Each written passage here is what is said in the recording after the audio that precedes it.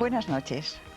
Hemos subtitulado el programa de hoy Ser o no ser para una mejor comprensión del tema que vamos a tratar. El mundo, el tipo de vida nuestro, está basado y substanciado en el curso espacio-temporal en el que transitamos. Embebido en los acontecimientos de ese movimiento espacio-temporal, el hombre olvida sus raíces, y sobre todo las raíces de su yo real, y más que ser en el mundo, simplemente está. Y ese estar le pone a merced de lo circunstancial y lo transitorio, o sea, en manos del sufrimiento y de la muerte.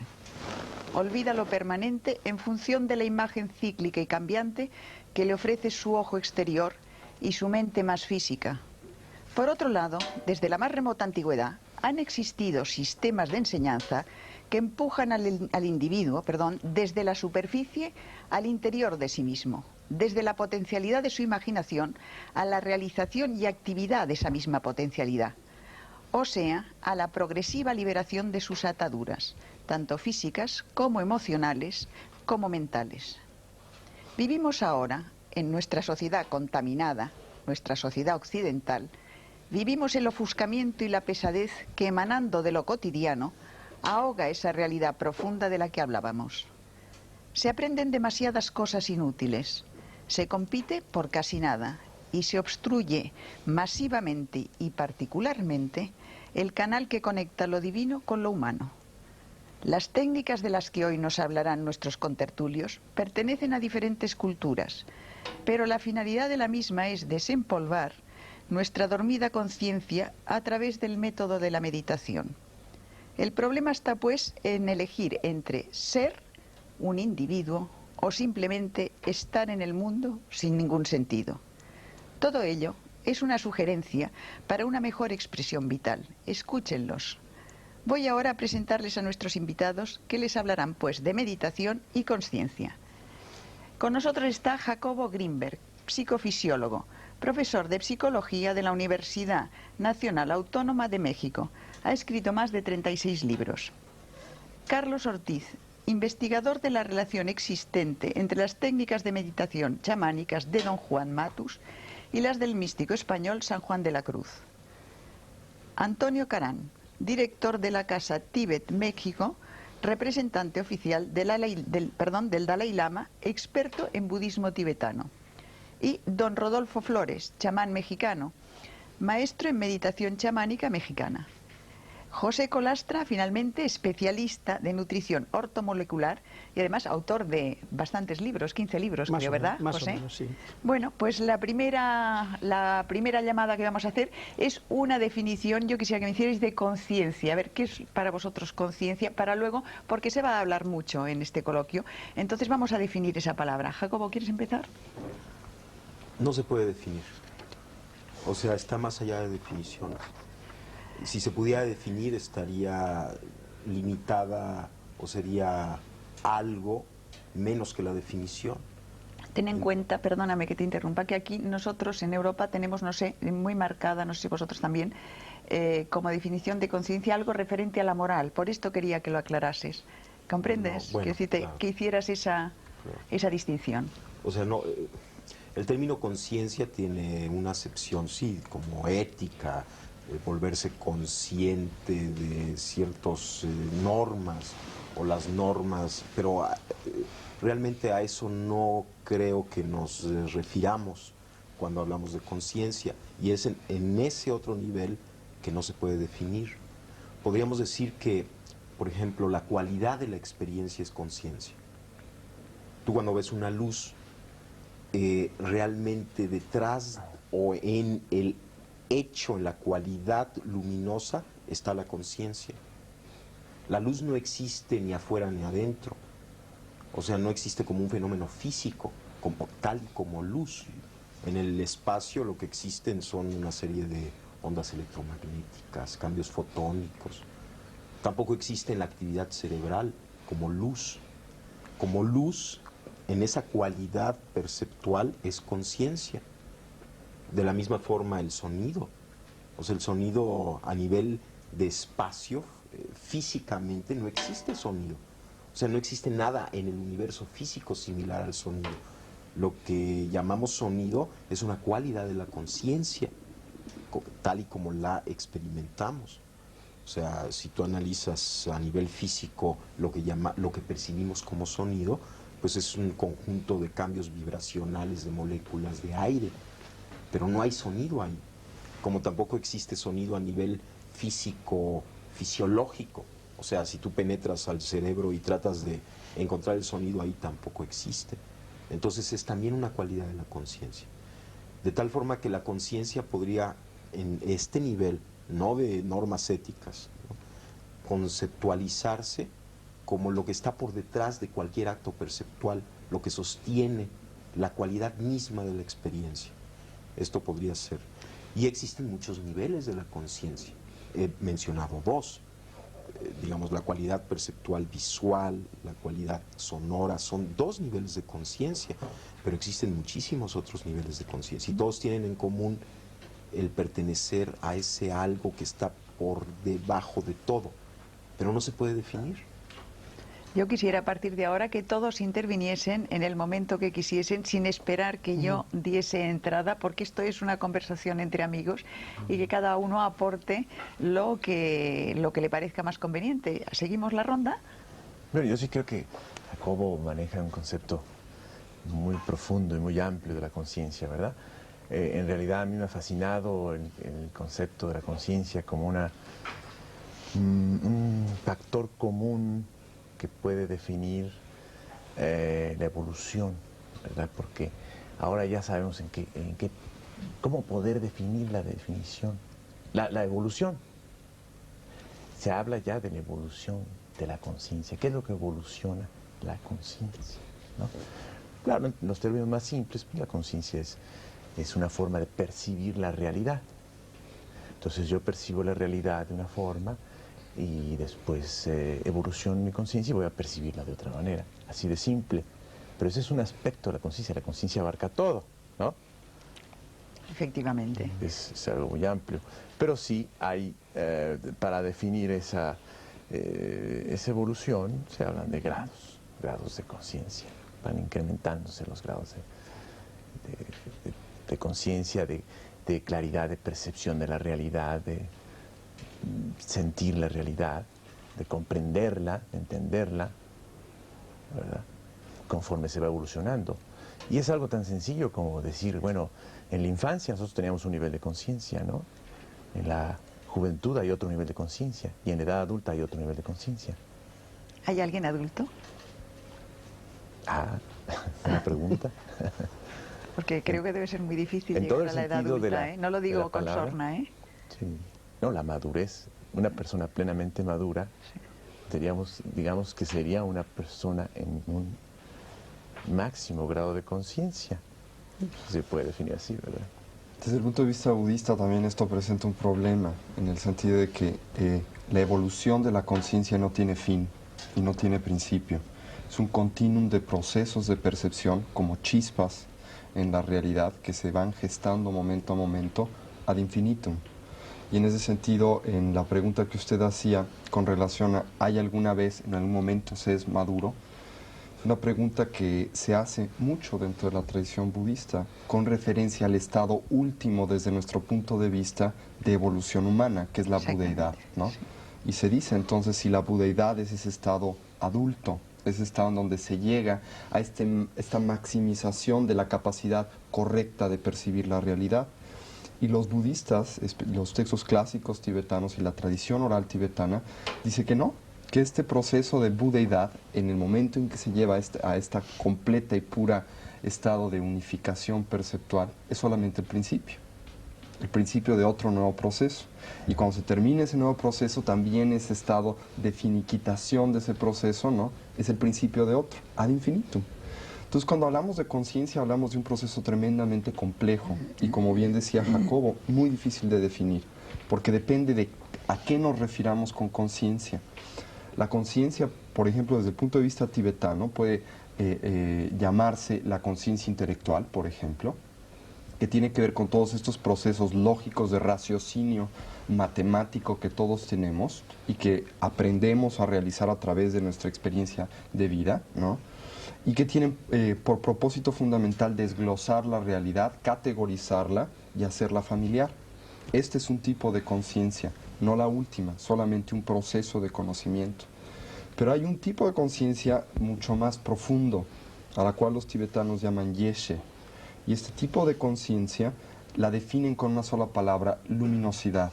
Y no es que sea una bola de humo luminosa que tengamos en algún lugar del cerebro y brille, sino es simplemente la capacidad de iluminar, en otras palabras, de hacer presente y de hacer parte de, un poco lo que definíamos como simplemente el conocimiento en sí, el darse cuenta. Y de hecho conciencia se puede traducir como este darse cuenta. Pero aquí volvemos a otro problema: ¿quién se da cuenta? ¿No? Entonces este es un problema que se trata mucho dentro de la tradición budista. No hay un punto central que se dé cuenta. Es un proceso unificado, pero muy complejo de definir también. Don Rodolfo, ¿cómo lo ve desde su punto de vista? Desde nuestro punto de vista chamánico, sin niveles académicos ni nada, lo vemos de la forma más sencilla. El despertar de la conciencia es encontrarse a sí mismo, y dentro de ese encuentro en sí mismo encontrar la luminosidad en el amor y en compartirlo hacia los demás por medio de la manifestación del espíritu, a través de el bien por el bien mismo. Es como nosotros lo concebimos, nada más. Colastra. Bueno, es una pregunta Hemos hecho la primera ronda. Sí, es una pregunta un poco difícil porque tiene dos lecturas: el nivel humano y la posibilidad de que conciencia se pueda describir desde otro nivel. Desde el punto de vista del nivel humano, pienso que el doctor Grimper tiene muchísima razón, porque el término conciencia es muy difícil de definir si lo limitamos exclusivamente a nuestro enfoque, a nuestro nivel. Pero desde un nivel trascendente, yo diría que conciencia, la cualidad que caracteriza de forma más precisa al término conciencia, es la de una presencia integrada, pues podríamos decir del verbo, es decir, de lo trascendente, de lo sutil, de lo que está más allá de lo contingente. Una presencia. Esa presencia se puede caracterizar pues por muchas cualidades y por muchos enfoques, pero en realidad es como si existiesen una serie de canales o de conductos a través de los cuales ese algo que también Carlos mencionaba, ese algo detrás percibe. La naturaleza de ese algo es la que los místicos han tratado de averiguar y han tratado de conectar, y eso les ha producido pues una serie de fenómenos que hemos llamado pues aparentemente milagrosos, pero creo que es una presencia integrada. Vamos a ver, me gustaría que cada uno de vosotros nos contaseis los sistemas que habéis aprendido o que practicáis para ese desarrollo de la conciencia, la metodología un poco, para que la gente sepa que hay diversos caminos y que incluso cada uno pueda escoger, digamos, que la sugerencia que vosotros lanzáis. ¿Quieres hablar tú, Jacobo? ¿Cómo no? Bueno, yo la técnica de meditación que más me gusta es la observación, porque el observador puede observarlo todo. O sea, todo el conjunto de cambios que ocurren, todas las modificaciones, todos los, pues la infinita variedad de experiencias, todas ellas se pueden observar, y por lo tanto el observador es el que unifica. De tal forma que cuando tú aprendes a observar y cuando tú observas cualquiera de estos cambios desde esa referencia, el hecho mismo de poderlos observar te empieza a integrar. Por ejemplo, uno puede sentirse muy confuso o muy nervioso, ¿no?, en cierto momento. Bueno, uno, si recordara que puede observar el estado de confusión, el mismo instante en el que uno observa la confusión, se coloca en el punto de integración fuera de la confusión. Porque ¿quién es el que observa la confusión? Pues no puede ser nadie dentro de la confusión. Por lo tanto, en ese momento uno recuerda que la naturaleza propia está más allá de esa confusión. Esto no quiere decir que la confusión no exista o que no esté ocurriendo. Está ocurriendo, es un fenómeno que está aconteciendo, pero el observador se encuentra siempre un paso adelante, por así decirlo, de toda la experiencia que está aconteciendo. O sea, de la no identificación con la circunstancia. Yo creo que es un poco más complejo que la no identificación, porque en cierto momento uno se da cuenta que todo lo que sucede es parte de la identidad. Esto es, parecería como que hay un proceso intermedio de no identificación, en donde la observación es para mí la técnica más extraordinaria, porque, digamos, es como la evidencia fehaciente, clara, de que siempre en nosotros existe algo trascendente, sin ideología. O sea, no necesitas acudir a ninguna ideología, sino que está allí siempre, todo lo puedes observar. Y siempre hay algo que está observando con quien te puedes conectar. Y aquí lo pongo entre comillas semánticas, esto de con quien te puedes conectar. El simple hecho es que lo puedes observar y el observador se coloca fuera del evento.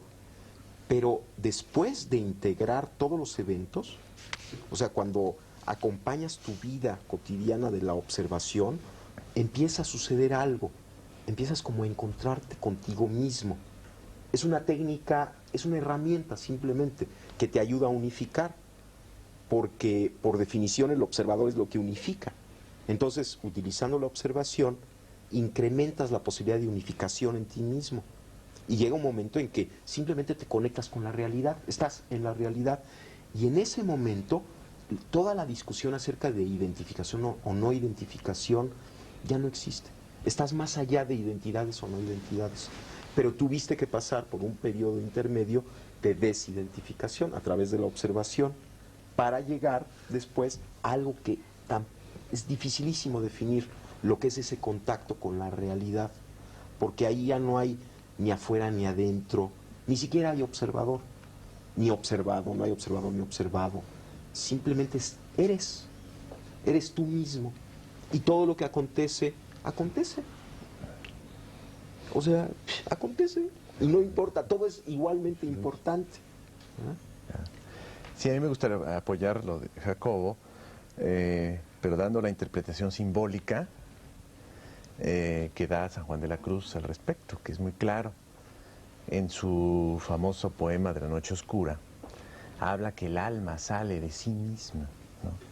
En la oscuridad de la noche, ¿no? Cuando ya la casa está quieta, sosegada, en silencio, ¿no?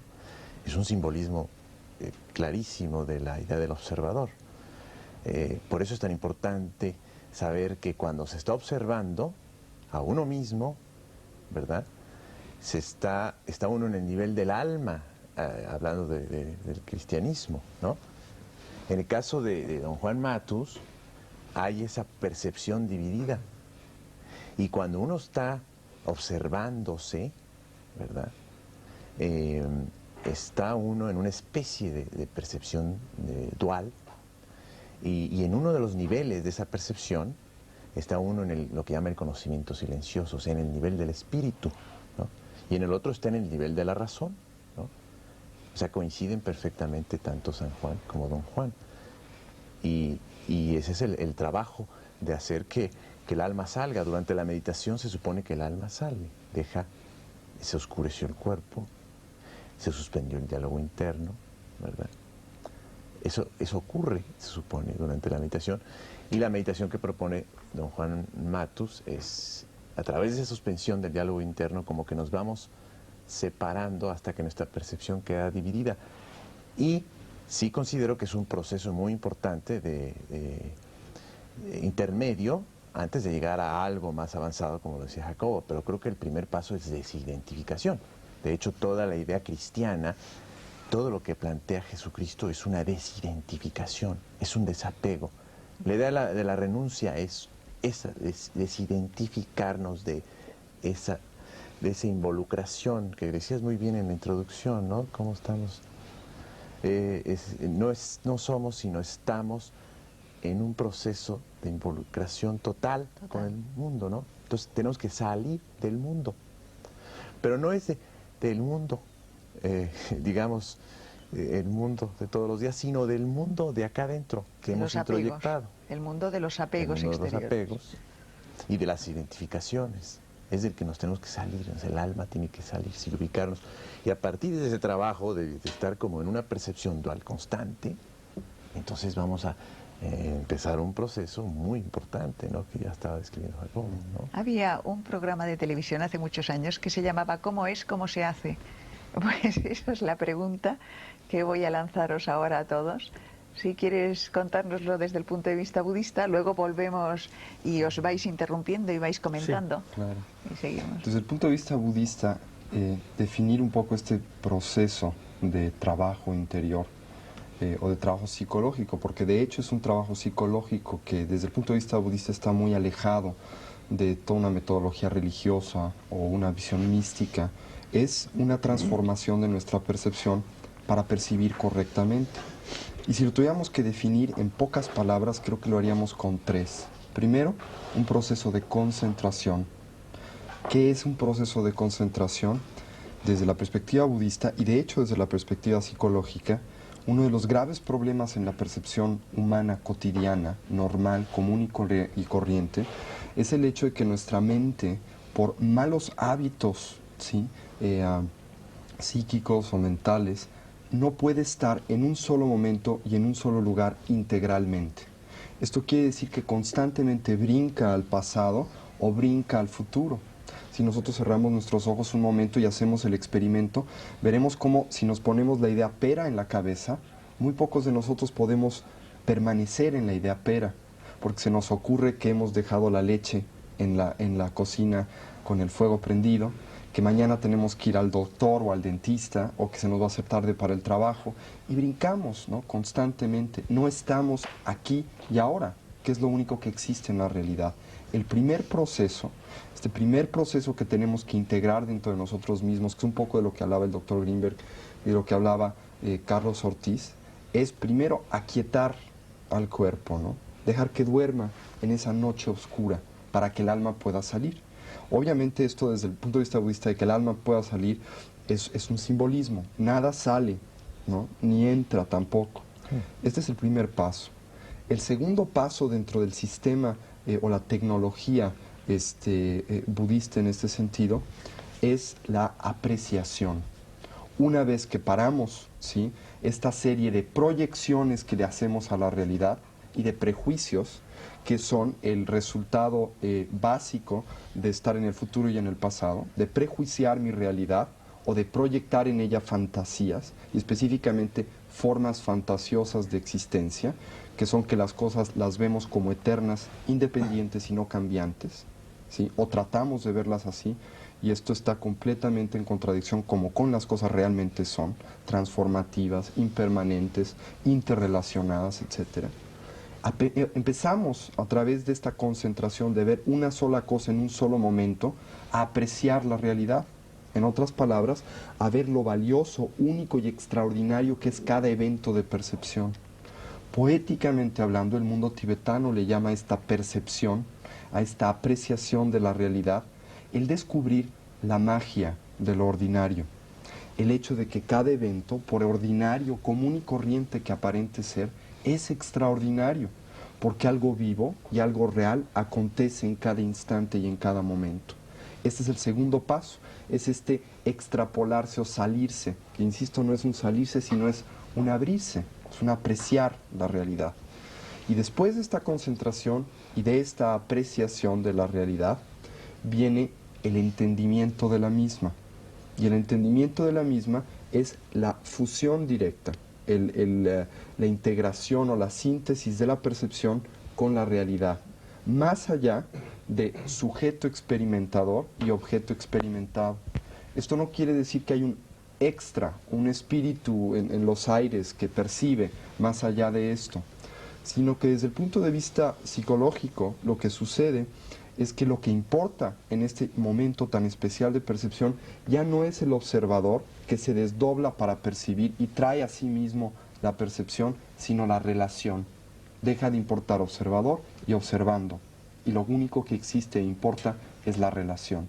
Un poco lo que veníamos hablando. Este proceso requiere de una tecnología, no viene por sí solo, se tiene que cultivar, porque todos nosotros vivimos en el mundo, primero que nada, como decía Platón, de la doxa y de la opinión, en el mundo de las interpretaciones, de las proyecciones y de los prejuicios, pero también en el mundo de los inventarios, todo lo metemos a nuestro inventario, todo lo metemos a nuestras categorías, y muchas veces dejamos de ver las cosas como son.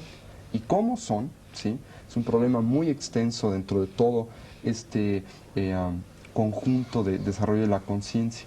Pero podríamos decir desde el punto de vista algo budista, algo muy, muy sencillo, pero muy bello. ¿Cómo son? Extraordinarias, únicas. Un poco es eso. Don Rodolfo. Pues estoy de acuerdo con las tres personas antes, Jacobo, Carlitos y Marco. Nosotros también llevamos el mismo sistema de la concentración primero para poder llegar a un desarrollo psíquico y poder tener la suficiente capacidad de desligarnos de la vida real, que se le llama aquí, ¿no? Para llegar a la vida interior y poder percibir todo lo que está a nuestro alrededor. Pero las técnicas pues no varían, son las mismas, ¿no? La concentración, la entrega total, ¿no? El desprendimiento de todas las cosas que nos atan aquí, en el aspecto materialista. Pero vamos a ver, nosotros, por ejemplo, si pensamos en una actividad de un budista, nos imaginamos a un señor sentado en la postura del loto, rapado, vestido de amarillo y en una celda de un monasterio o en un templo. ¿Ustedes cómo lo hacen? Nosotros lo hacemos de la forma más sencilla y simple, ¿no? Nosotros podemos hacer nuestra concentración en cualquier lugar, siempre y cuando saneemos primero el ambiente, ¿no? Sanear el ambiente es decir, pues, quitar todo, evitar todo tipo de vibraciones negativas, ¿no? Pero lo único que tenemos que hacer es sentarnos, concentrarnos y recibir esa energía que nos da la capacidad de la percepción o del acecho, como decía aquí Jacobo, ¿no? Creo yo que es de lo más simple, ¿no? Que pues hemos heredado por el tradicionalismo, por lo que sea, ¿no? Pero pienso yo que también es la capacidad del individuo en el entregarse, en el darse, ¿no? Para poder recibir eso. Yo quisiera añadir una cosa antes, que creo que es un poco importante en la tradición budista. Nosotros generalmente cuando hablamos de budismo, muchos sí nos imaginamos a gente rapada en un monasterio meditando, ¿no? Esto es una imagen correcta desde cierto punto de vista, puesto que esto hacen los monjes budistas, pero estrecha, porque no es solamente eso lo que hacen. La meditación, primero que nada, este proceso de desarrollo de la conciencia de atención, primero que nada requiere una técnica que nos permita entrar en el mundo de la concentración. Para entrar en este mundo de la concentración tenemos que tener un laboratorio controlado. No podemos hacer un experimento a grandes planos si primero no lo hemos controlado en medios controlados de laboratorio. En otras palabras, nos tenemos que salir un poco del mundo discursivo, del mundo de ruido, del mundo de las presiones, del estrés, a un ambiente controlado. Segundo, tenemos que simplemente sentarnos. Yo disiento. ¿Tú disientes? Sí. No necesariamente pienso que debe ser un ambiente controlado. Desde el punto de vista budista se tiene que empezar así. Por eso es lo que se tiene que empezar así, porque si no se empieza en un ambiente controlado, son muy contadas las personas que tienen la capacidad de trascender este diálogo interior. Es muy fácil decir desde el punto de vista budista, bueno, concentrarse es nada más pensar en una cosa. Pero ¿cuántas gentes que dicen tener concentración pueden realmente fijarse en una sola cosa en un solo momento, a pesar de decir que están concentrados? Esta concentración trasciende el nada más tener una concentración para estudiar bien. Es una concentración mucho más profunda y técnicamente se define de una manera especial, pero es el principio. Después de que se ha logrado algún resultado en esto, entonces la meditación se convierte en lo que se llama meditación en acción. En otras palabras, que ya podemos ser conscientes en todo momento del día y en todo lugar, nos podemos dejar crecer el pelo, podemos salir del monasterio, ¿sí? Y estar consciente hasta de que la mosca vuela, pero Perdona, primero tenemos que empezar. Déjame Sí. que le tú estás diciendo que para empezar esas técnicas hay que retirarse del mundo, o se pueden hacer esas técnicas en medio de la Plaza Roja de Moscú, quiero decir. Para empezar estas técnicas, uno se tiene que retirar de su diálogo interior. Pero no del mundo. No necesariamente. Pero lo más momentáneamente. sencillo, lo más sencillo, lo más útil es hacerlo, ¿no? Si estamos en medio de la Plaza Roja y somos guardias y nos están dando órdenes, es muy difícil que tengamos el tiempo, la conciencia de hacerlo. No imposible, y hay técnicas para hacerlo dentro del budismo, pero es difícil. El budismo es un sistema tremendamente realista. Entonces dice, ¿no? Es muy fácil andar en bicicleta, pero si ustedes no primero aprenden con 2 rueditas, luego le quitan otra y luego el padre lleva la bicicleta, pues sí, habrá alguien que pueda andar a la primera, pero será el 1%. Sin embargo, hay muchas más vías aparte del budismo. Ah, Sí, claro. La vía chamánica es una de ellas, ¿no? La que tú Y otras vías, ¿no? crees. Yo creo que la conciencia es una paradoja.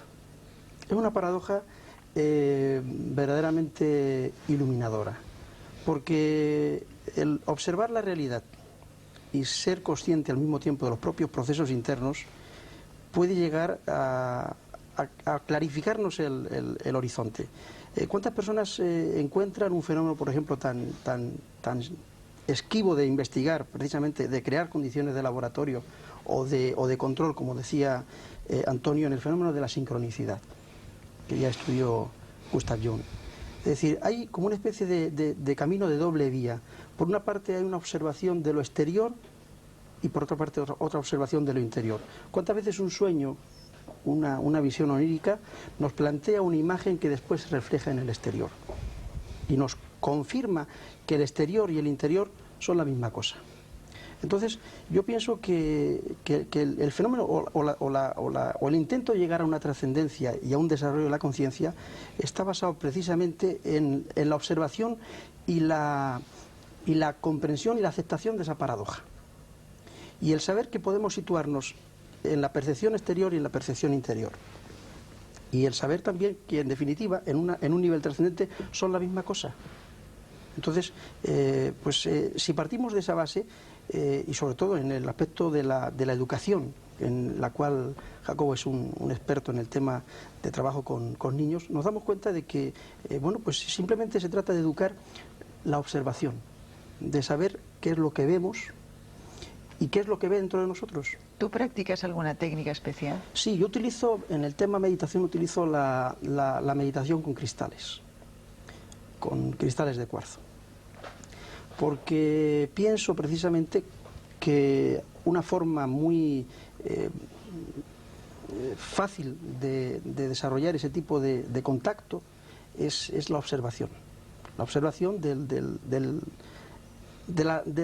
nexo que hay, de la unión real, de la red que es la que está formada entre el ser humano concreto y todo lo que le rodea, el continuo que le rodea. Jacobo, te hemos dejado antes a mitad, a vosotros dos os hemos dejado a mitad de contar vuestra propia interpretación, vuestra propia actividad dentro de este tema. Bueno, yo creo que...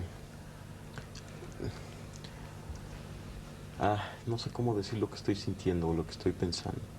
Yo pienso que hay que encontrarse a uno mismo. Y en esto estoy totalmente de acuerdo con don Rodolfo. Y en este encontrarse a uno mismo, todo adquiere significado. Y entonces, tanto lo que sucede en el mundo como lo que sucede dentro de nosotros es integrado, es parte ya de un encuentro, se ve desde ahí. Es delicioso el momento en el que uno pierde todo concepto y toda preconcepción y todo aparece fresco y todo es nuevo. Y esta observación de momento a momento, como decía Tony, acontece. Pero hay algo que está detrás de esta percepción y que yo no puedo pensar que no exista. Y es uno mismo, que no es el ego.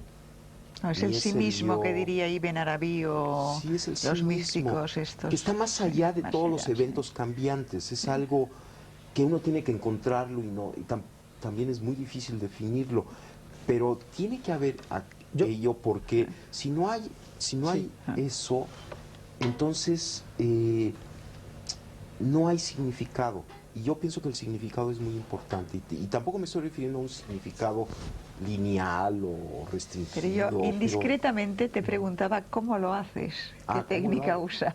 Mira, ¿Qué es lo que quería saber claro, de que los que faltabais ahora para...? Mira, yo la técnica que utilizo consiste en una primera fase, te sientas, cierras los ojos y empiezas a observar tu respiración. Empiezas a observar tu respiración y van a aparecer pensamientos, van a aparecer sensaciones, no las reprimes. Por ejemplo, si aparece un pensamiento, pues lo dejas pasar y vuelves a tu respiración. Aparece otro pensamiento, lo dejas pasar, lo observas cómo nace y muere y vuelves a tu respiración. Que por cierto es una técnica común con el budismo, es exactamente lo que se hace en un primer nivel en el budismo. Sí. Igual. Esto como que te prepara porque en una primera fase tienes que aprender a concentrarte, tienes que aprender a centrar tu atención, tienes que limpiar tu mente. Y la forma de limpiar la mente no es peleándose en contra de la mente. Exacto. No la puedes quitar, no hay forma de quitarla. Y si peleas en contra de ella es lo peor que puedes hacer. Constreñirla, que no piense, eso no se puede hacer. La fortaleces, pero tampoco pienso que es malo tener mente. No. Hombre, es necesario tener un entendimiento, claro. Es maravilloso, porque sería desastroso quedarnos sin esta parte. Sí, pero hay que trascender un nivel. Claro, pero esta mente que nos molesta, estos pensamientos repetitivos, yo pienso que sí hay que limpiarlos, y la forma de limpiarlos es aceptarlos, paradójicamente es aceptarlos y dejarlos pasar y dejar que afloren y que afloren y que afloren hasta que llega un momento en el que empiezan a calmarse y entonces uno puede fundirse con la respiración, estar en ese punto. Bueno, esa es una primera fase de la técnica. Una segunda fase consiste en empezar, por ejemplo, a observar tus pensamientos, tu cuerpo, tus sensaciones, unificar tu cuerpo, recorrer tu cuerpo, observar parte por parte, ir sintiendo, aceptando, sin pelearte en contra de tu cuerpo, sin juzgarlo, sin analizarlo, sino simplemente, por ejemplo, después de que estás en esta respiración ya concentrada, empiezas a sentir la parte alta de tu cabeza, las sensaciones táctiles, las sensaciones de la superficie. Después empiezas a sentir cada parte de tu cuerpo, vas como bañándolo, recorriéndolo poco a poco, hasta que llega un momento en que puedes observar tu cuerpo como una unidad. Es como recuperar tu imagen corporal. Entonces observas tu cuerpo, estás de testigo de tu cuerpo al mismo tiempo que sintiéndolo.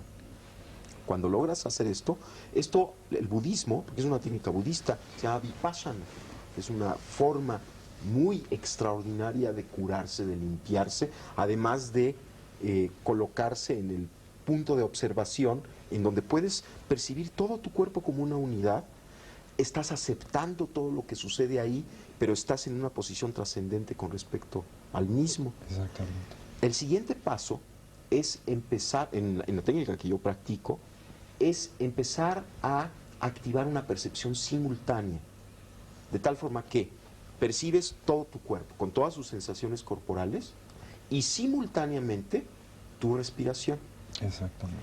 El siguiente paso implica, por ejemplo, poner atención a tus pensamientos. Entonces, percibes tus pensamientos, qué pensamientos hay, qué relaciones hay entre un pensamiento y otro, qué redes de pensamientos acontecen, y las percibes con la misma actitud que percibiste tu respiración y tu cuerpo, sin juicios, sin análisis, aceptando todos los pensamientos que acontezcan, pero colocándote de testigo de los mismos. Estás al mismo tiempo sintiendo, viviendo tus pensamientos, pero en el punto de trascendencia con respecto a ellos.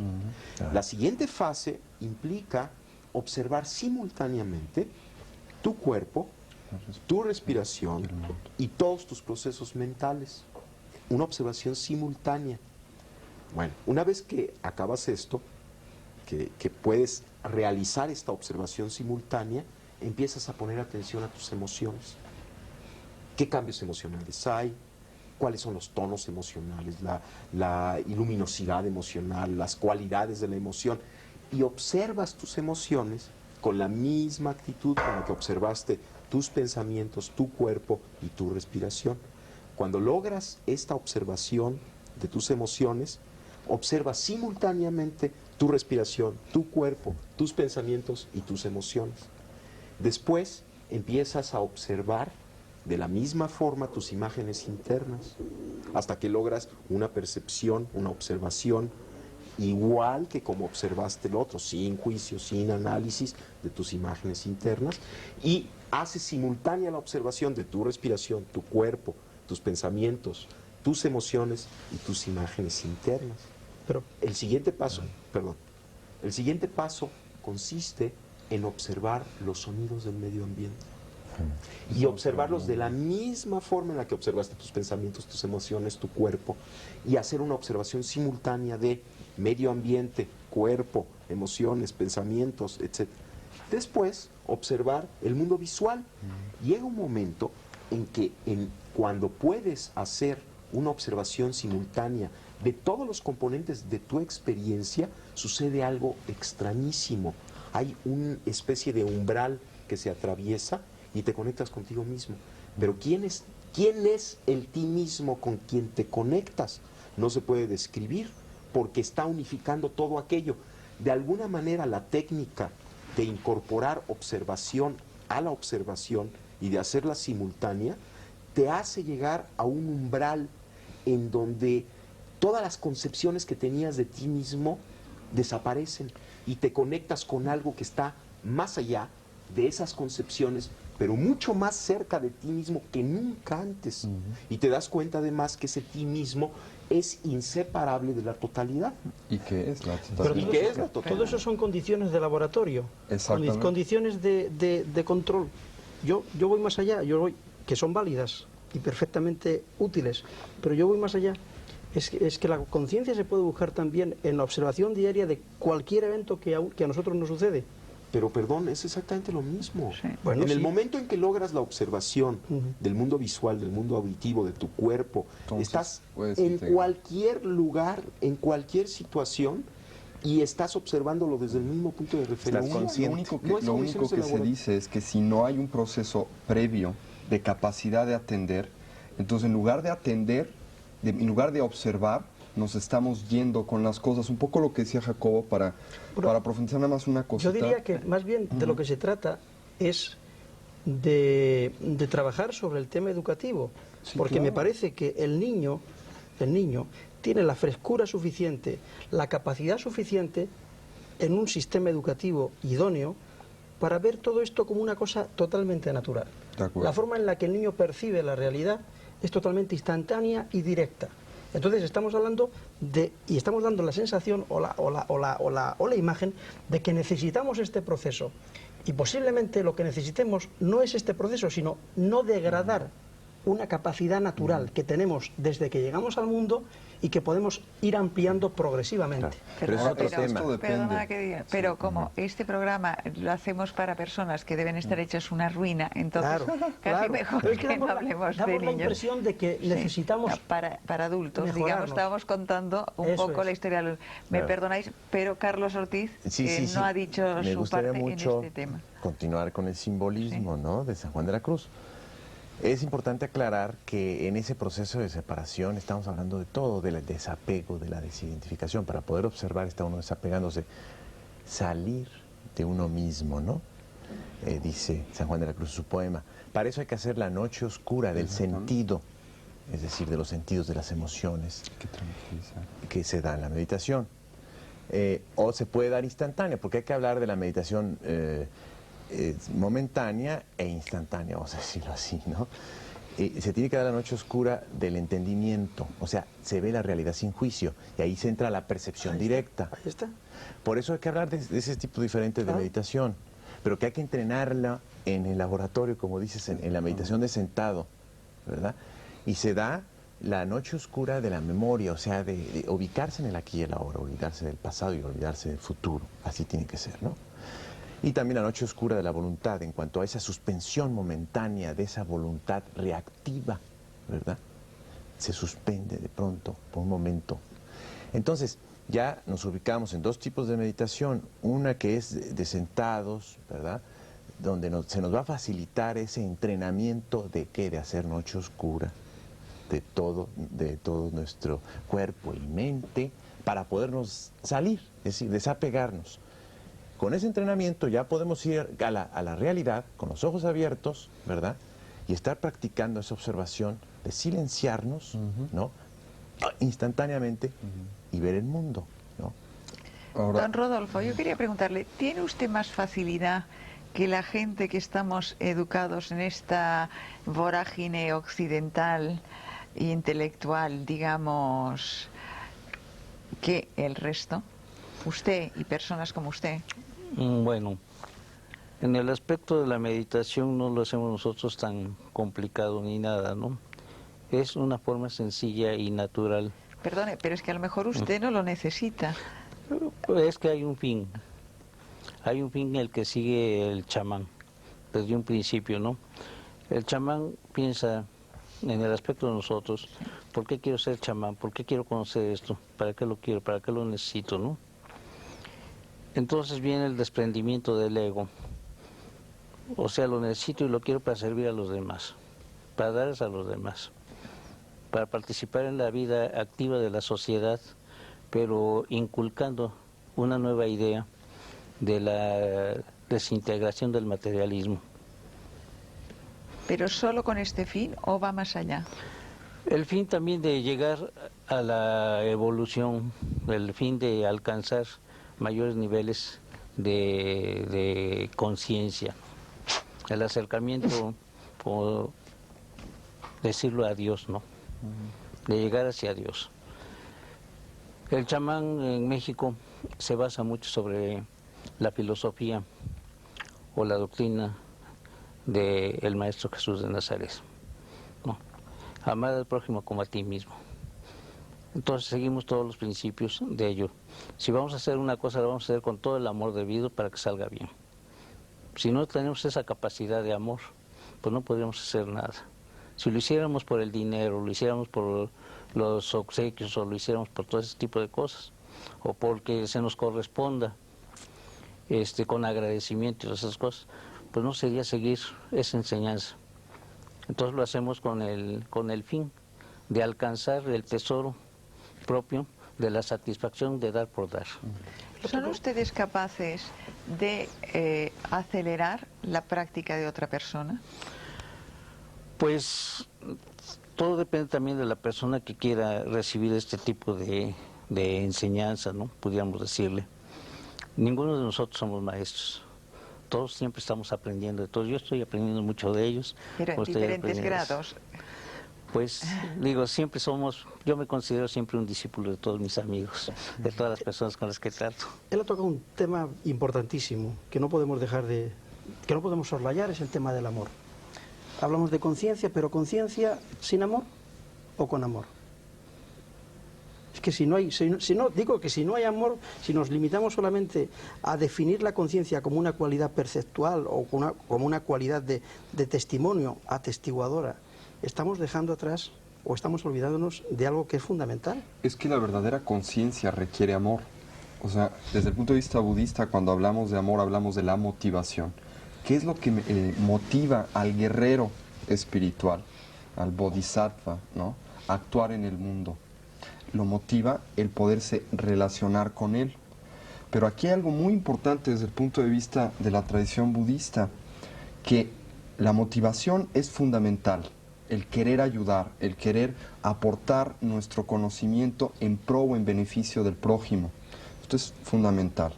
Pero otro de los temas muy, muy importantes que tenemos que tocar es que no es suficiente el querer ayudar, hay que saber ayudar, porque si no, lo único que vamos a hacer es contribuir con nuestro caos personal al mundo. O sea, mucha gente quiere ayudar, pero muchas veces interpretamos ayudar como el imponer nuestros sistemas, nuestras resoluciones, nuestras soluciones al prójimo, cuando pueden ser completamente erróneas para él. Y esto es muy importante. Por eso la conciencia, como decía José, es fundamental para el amor. Y el amor es fundamental para la conciencia. O sea, son hay algo- que conocer para amar. Hay que conocer para amar y hay que amar para conocer. Y este amar para conocer es lo que el budismo narra en el hecho de que nuestra realidad no existe como cosas, entidades, sustancias o eventos aislados, sino que todo en la realidad está interconectado. Esto es obvio, no es descubrir el hilo negro. Es el hecho de que si estamos aquí es porque hay unas cámaras, unos operadores de las cámaras, hay un auditorio, está usted que conduce el programa, en fin, hay miles de causas y circunstancias que hacen posible el hecho de que las personas que nos están viendo nos puedan ver. Entonces, lo que yo hago en este estudio afecta a millones de personas, pero al mismo tiempo lo que ellos piensan de este programa afecta a este programa, ¿no? Entonces, mi motivación tiene que ser poder ayudarlos a ellos. ¿Cómo? Agradándoles para que el programa pueda existir, ¿no? En otras palabras, este conocimiento de cómo existen las cosas, esta sabiduría, esta conciencia, que es esta interrelación, me brinda amor, porque obviamente cuando me doy cuenta que todo está interpenetrado, que todo se interrelaciona, me tiene que interesar todo, porque si no me interesa todo, tampoco me puede interesar yo. Es un poco lo que el Dalai Lama dice que es el egoísmo educado o el egoísmo sabio, a diferencia del egoísmo estúpido. Es el quererme ayudar sabiendo que para poderme realmente ayudar tengo que ayudar a todo lo demás. Y esto es muy importante. Pero sí quería hacer esta aclaración. Estoy de acuerdo completamente con lo que hemos dicho, pero que no es suficiente querer ayudar.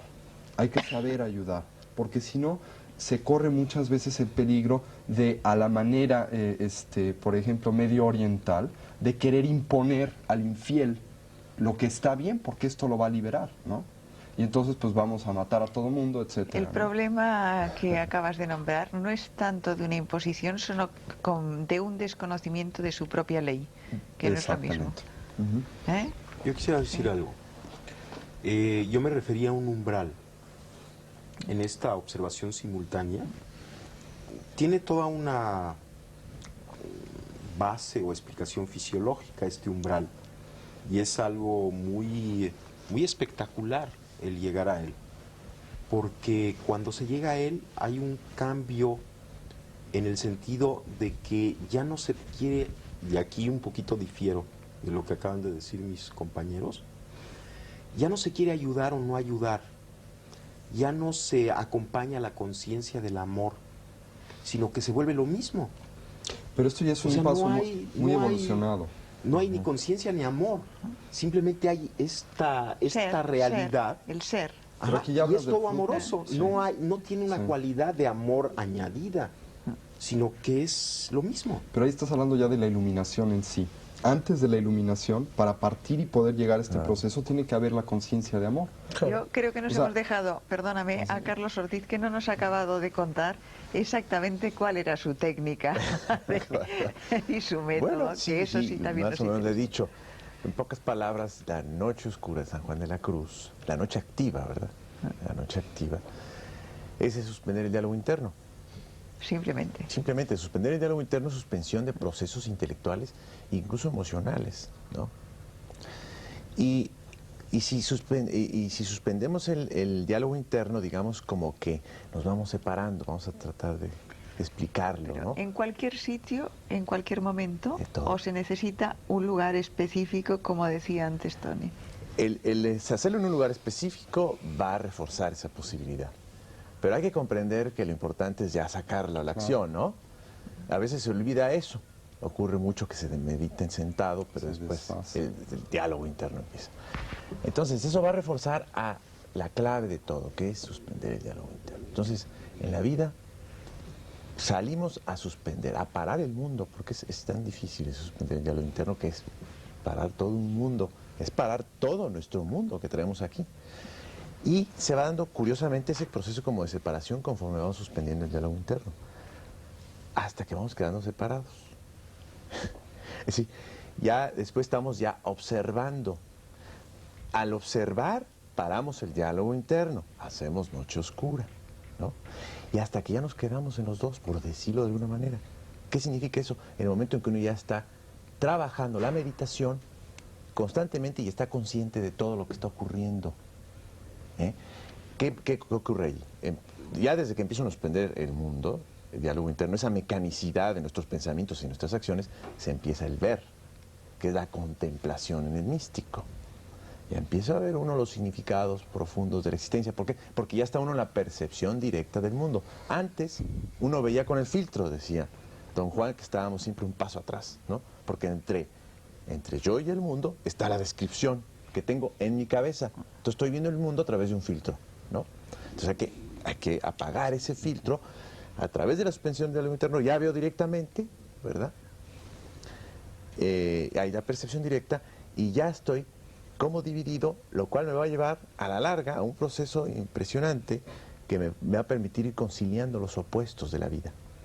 O sea, si logro mantener esa posición de meditación activa, de estar en dos lugares al mismo tiempo, como dice don Juan, estar en el lugar del conocimiento silencioso y de la razón al mismo tiempo, si mantengo esa posición, se empiezan a conciliar los opuestos de la vida y empieza uno a ver la vida de otra manera. Así es. Yo Es un quería poco saber... la paradoja que yo mencionaba Sí, antes al de la principio. conciencia de doble vía. Ahora, yo quería preguntaros una cosa. La ¿Una paradoja. mayor adquisición de conciencia es de alguna manera un mayor desarrollo energético? ¿Hay una relación entre conciencia y energía? ¿El proceso de aprendizaje genera una mayor energía en el individuo o un mayor despliegue? ¿Y hay una relación Pero ¿desde qué punto de vista quieres? energético, Desde el punto de vista fisiológico, por ejemplo. biológico? Bueno, si el desarrollo de la conciencia implica una expansión de la misma, como parece ser que lo implica, Bien, ¿no? Y por lo tanto, evidente.